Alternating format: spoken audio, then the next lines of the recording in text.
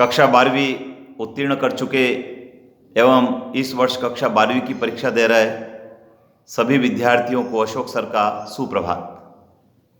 विद्यार्थियों, कक्षा 12वीं उत्तीर्ण करने के पश्चात हमारे जीवन में एक टर्निंग पॉइंट आता है कि हमको उच्च अध्ययन के किस पाठ्यक्रम में प्रवेश लेना है और किस महाविद्यालय में, किस विश्वविद्यालय में हमको एडमिशन लेना है, जिससे कि हमारे करियर की राह आसान हो सके।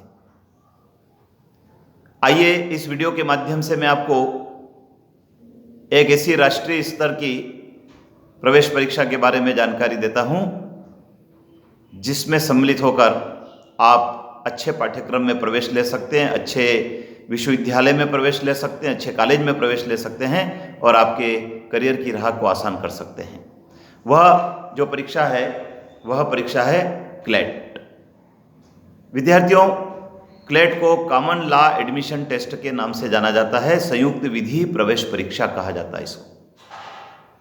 यह राष्ट्रीय स्तर की प्रवेश परीक्षा है और प्रतिवर्ष आयोजित होती है। LNUs, नेशनल लॉ यूनिवर्सिटीज के माध्यम से यह प्रवेश परीक्षा होती है और LNU बेंगलोर के द्वारा यह प्रवेश परीक्षा आयोजित की जाती है।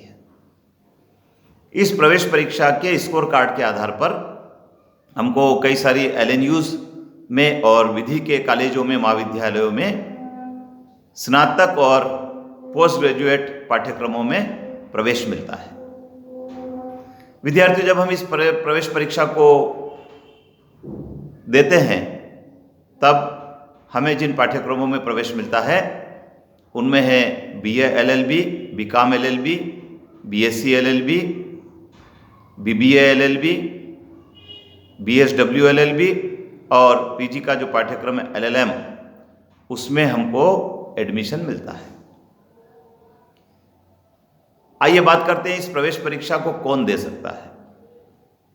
जिन विद्यार्थियों ने कक्षा 12वीं उत्तीर्ण कर ली है वे दे सकते हैं, और जो इस वर्ष कक्षा 12वीं की परीक्षा में सम्मिलित हो रहे हैं वे भी दे सकते हैं। लेकिन एक शर्त है, यदि आप सामान्य और पिछड़ा वर्ग के अंतर्गत आते हैं तो कक्षा 12वीं की परीक्षा में 45% अंक लाना अनिवार्य है। यदि आप SC ST वर्ग में आते हैं तो कक्षा 12वीं की परीक्षा में 40% अंक लाना अनिवार्य है, तभी आप इस प्रवेश परीक्षा में बैठ सकते हैं। इस प्रवेश परीक्षा को देने के लिए कोई आयु सीमा नहीं है, न उच्च आयु सीमा है न निम्न आयु सीमा है।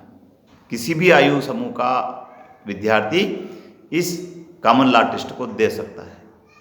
विद्यार्थी, जब हम कॉमन लॉ टेस्ट देते हैं तो इसके माध्यम से जब हम महाविद्यालयों में प्रवेश लेते हैं तब उन पाठ्यक्रमों को पढ़ने के बाद किन किन क्षेत्रों में अपार संभावनाएं करियर की उसके बारे में भी हम जान लेते हैं।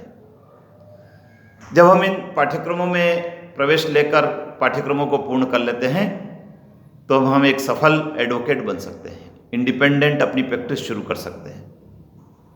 हम एक अच्छे विधि सलाहकार बन सकते हैं। कई सारे बैंकिंग में, संस्थाओं में, शासकीय कार्यालयों में, भारत सरकार के उपक्रमों में विधि सलाहकार की आवश्यकता होती है, आप वहाँ पदस्थ हो सकते हैं।